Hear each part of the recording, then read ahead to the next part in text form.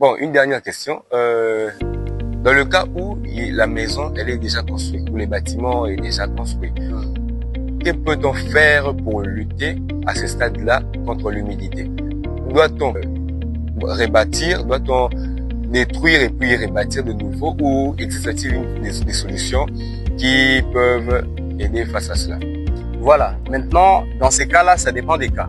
Okay? Parce que on va analyser si l'humidité est à quelle teneur.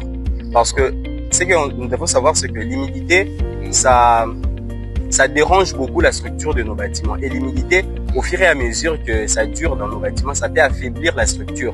Et dans les jours qui suivent, on va voir écroulement de la maison. Donc, on va d'abord analyser, voir si l'humidité ou bien l'eau a déjà atteint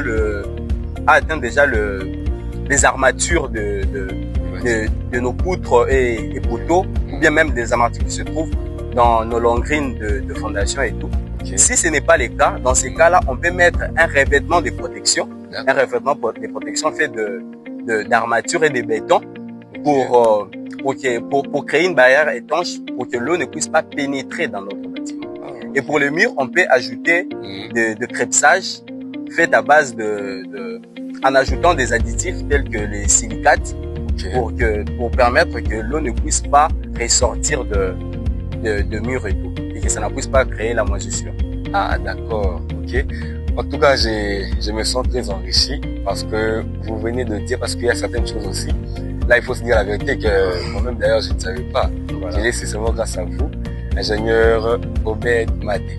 Merci beaucoup, merci chers téléspectateurs pour le temps et l'attention que vous nous accordez.